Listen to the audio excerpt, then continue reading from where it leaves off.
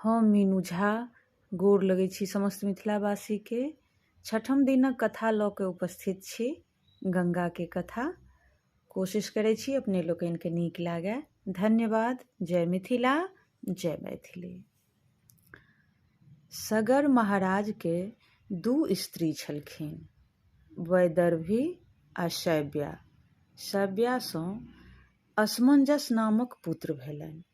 वैदर्भी के संतान नहि छलनि। ओ संतानक निमित्त महादेवक तपस्या करय लगली। 100 वर्षक बाद एक गोट लोथक जन्म भेल। ई देख वैदर्भी कानय लगली, महादेवक स्मरण करय लगली। महादेव ब्राह्मणक रूप धारण कऽ ओतय अयलाह आ ओहि लोथ के 60,000 खंड कऽ प्रत्येक के एक एक तौला में तेल दऽ झाँपि के राखि देलखिन। थोड़ेक दिनक बाद 60,000 लोथक खंड 60,000 सुंदर आ बलवान पुत्रक रूप में प्रकट भऽ गेल। सगर महाराज 99 टा अश्वमेघ यज्ञ पूरा कऽ स्वयं यज्ञ करबाक तैयारी में लागल छलाह, किंतु इंद्र नहि चाहैत छलाह जे हुनकर यज्ञ पूर्ण हुअनि। कारण 100 गोट अश्वमेघ यज्ञ कऽ लेला पर ओ व्यक्ति शतक्रतु इंद्र भऽ जाइत अछि, तेँ ओ कोनो ने कोनो विघ्न उपस्थित कऽ दैत छलखिन। अश्वमेघ घोड़ा छोड़ल गेल, जकर रखवार राजा सगरक ओहे 60,000 पुत्र भेला। इंद्र अपन छल बल सँ घोड़ा लए भागि गेला। सगरक 60,000 पुत्र इंद्र के खिहारलकनि। ओ लोकनि घोड़ा के तकबाक हेतु पृथ्वी के चारू कोन घोड़ा के तकैत गेला। अंत में घोड़ा के कपिल मुनिक आश्रम में बान्हल देखलखिन। कपिल मुनि तपस्या में लीन छलाह। सगरक बेटा सब हुनकहि चोर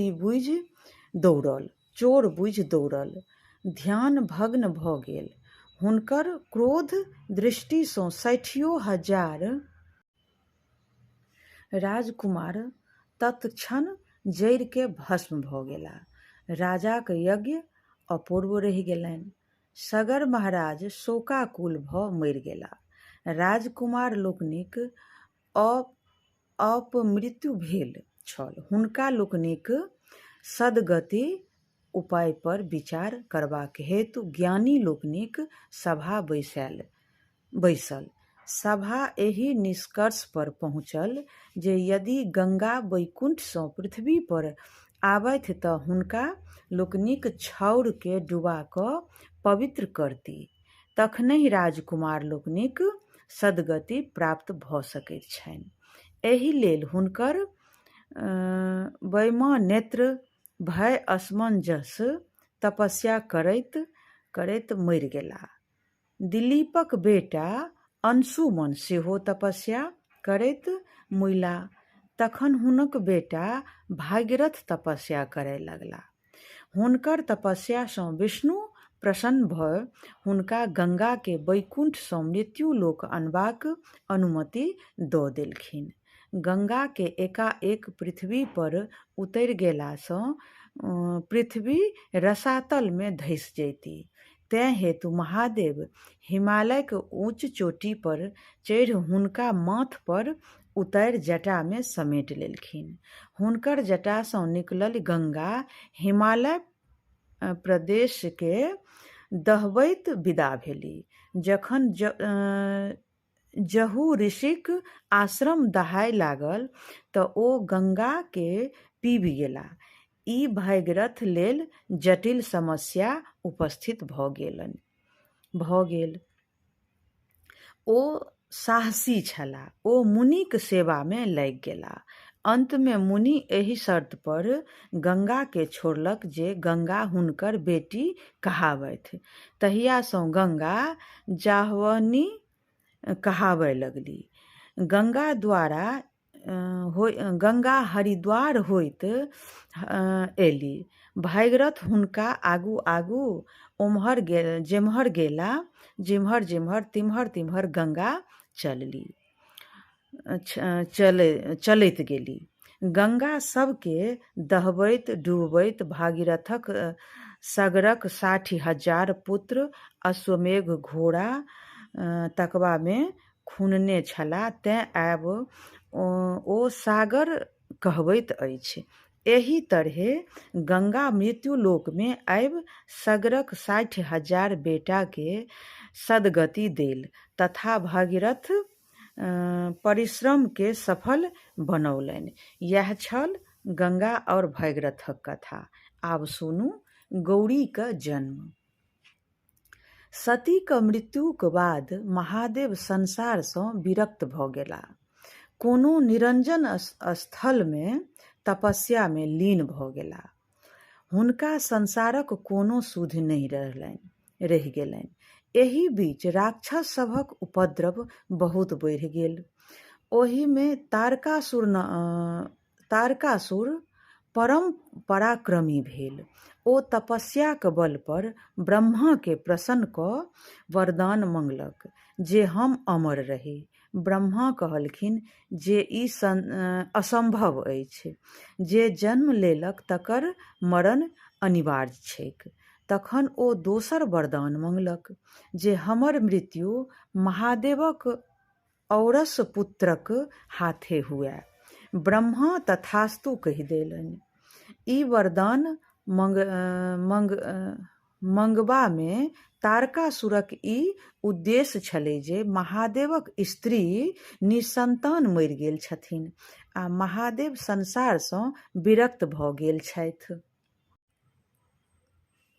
हुनक दोसर विवाह कोनो संभावना नहि छल।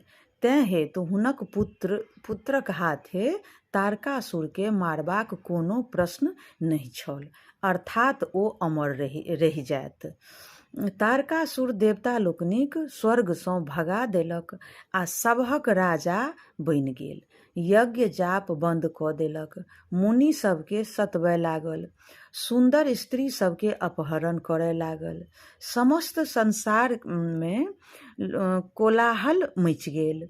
ओकर उत्पादसँ तंग आबि देवता आ ऋषिगण सब ब्रह्मा ओतय उपस्थित भेलाह। ब्रह्मा हुनकर सभक बात सुनिके कहलखिन, जखन जखन संसारमे दैत्य दानव सब एही तरहक उपद्रव मचौलक अछि तखन तखन आदिशक्ति महामाया दुर्गा अवतार लए ओकर सभक संहार कयलनि अछि। अहाँ लोकनि जाहि महासंकटमे छी ताहि उद्धारक लेल हुनके आराध्य करू। ओहे सतीक रूपमे जन्म लए महादेवसँ विवाह केने छलीह। ओ पुनः गौरीक रूपमे जन्म लेती आ महादेवसँ हुनक विवाह हेतनि। हुनका जे बेटा हेतनि सएह तारकासुरक वध करताह। से सुनि देवता ओ ऋषि मुनि दुर्गाक आराधनामे लागि गेलाह।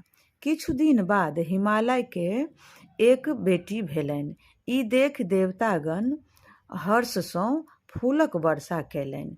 ओ अत्यंत गोरी रहथि, तेँ हेतु हुनकर नाम गौरी पड़ल। ई छल गौरीक जन्मक कथा। आब कामदहनके कथा सुनू। हिमालयके ओतऽ कै दिन नारद मुनि अयलाह। हिमालयके हुनका गौरीके देखाके पुछलनि जे हिनक विवाह ककरा संग हेतनि। नारद मुनि गौरीक हाथ देखि कहलखिन जे हिनकर विवाह महादेवक संग हेतनि। से ओहिना नहि हेतनि। महादेव एखन अहींक शिखर पर तपस्या कऽ रहल छथि। ई नित्य ओतऽ जा हुनकर सेवा करती, तखन ओ प्रसन्न भऽ हिनकासँ विवाह करथिन। गौरी चेष्टगर भऽ गेली। हिमालय हुनका नित्य 2 गोट सखी संग महादेवक सेवा करय पठबय लगलखिन। देवतागण महादेवक तपस्या भग्न कऽ गौरीक दिस हुनकर ध्यान आकर्षित करेबाक हेतु तपोवनमे कामदेवके पठौलनि। कामदेव अपन मित्र वसंत आ ऋषि स्त्री रतिक संग ओतय पहुँच गेला। वसंतक महिनासँ समस्त वनक गाछ सब फुला गेल। सुगंधित वन प्रात गमकि उठल। फूल सब पर भमरा मरड़ाय लागल। शीतल समीर बहय लागल। चंद्रमाक इजोतसँ वन सुन्दर लागय लागल। एहि स्मरणीय वातावरणमे मुनिक तऽ कोन कथा जे महादेवक तपस्या भग्न होमय लागल। गौरी सज धज के वसंती फूलक गहना पहिरि सखीक संग ओहि वनमे पूजा करबाक लेल पहुँचली। गौरी परम सुन्दरी छली। ताहि पर ओहि दिनक साज श्रृंगार आ फूलक सजावटसँ हुनकर अंग अंगक सौन्दर्य निखरि गेल। गौरी महादेवक लग पहुँचली कि कामदेव ठिका कऽ अपन बाण चलौलनि। बाण महादेव लग खसल। महादेव गौरी दिस तकलनि। गौरी महादेवके प्रणाम कऽ पूजा कयल आ कात भऽ ठाढ़ भऽ गेली। गौरीक सुन्दरता देखि महादेव आकर्षित भऽ गेला। आजुक अहाँक शोभाक वर्णन के कऽ सकैत अछि। एतेक कहि महादेव गौरीक आँचर दिस हाथ बढ़ौलनि। स्त्री महज संकोचवश गौरी कनेक दूर हटि महादेव दिस टकटकी लगा देखऽ लगली। महादेव के एक एक ध्यानमे आयल यदि वएह एना कामातुर भऽ जेता तऽ आन की करत। ओ एम्हर ओम्हर ताकय लगला तऽ झाड़ीमे नुकायल कामदेवके देखलनि। हुनका बड़ तामस भेलनि। क्रोधसँ हुनकर त्रिनेत्र खुजि गेलनि। कामदेव जरि कऽ भस्म भऽ गेला। रति अपन स्वामीके भस्म होइत देखि मूर्छित भऽ गेली। होश भेला पर ओ करुणा विलाप करय लगली। देवता लोकनिक रतिक दशा देखि महादेवक ओतय गेलाह आ कहलखिन जे एहिमे कामदेवक कोनो दोष नहि छलनि। ई हुनक सभक प्रपंच छल जे महादेव कहुना गौरी दिस आँख एकटक भऽ देखथि, हुनकासँ विवाह करथि। तखने तारकासुरसँ हुनका सभक उद्धार भऽ सकैत छल। महादेव कहुना रतिक स्वामीके जीबाक उपाय कऽ देथिन। महादेव कहलखिन जे कामदेव मुइला नहि, मात्र हुनकर शरीर जरल छनि। हुनका जखन ओ शरीर प्राप्त नहि हेतनि, समुद्रमे शंबर नामक दैत्य अछि। रति ओतऽ जा एखन ओकरे संग रहत। द्वापरमे श्री कृष्णक बेटा प्रद्युम्न भऽ जन्म लेता। जन्मैते शंबर हुनका उठा कऽ अपन नगर लऽ जायत। रतिके ओतहि प्रद्युम्नक रूपमे कामदेव भेटथिन। जखन ओ पैघ हेता तखन शंबरके मारि ओकरा धन संपत्ति सहित रतिके द्वारका लऽ जेथिन आ रतिसँ विवाह कऽ सुख विलास करता। ई बात देवता लोकनिके कहि दे महादेव अंतर्ध्यान भऽ गेला। रति स्मरणक ओतय आश्रम लेबाक हेतु विदा भेली आ कामदेवसँ पुनर्मिलनक प्रतीक्षा करय लगली। यह छल छठम दिनक कथा। अपने लोकनिसँ साझा केलहुँ। त्रुटिके लेल क्षमा चाहब। धन्यवाद। जय मिथिला, जय मैथिली।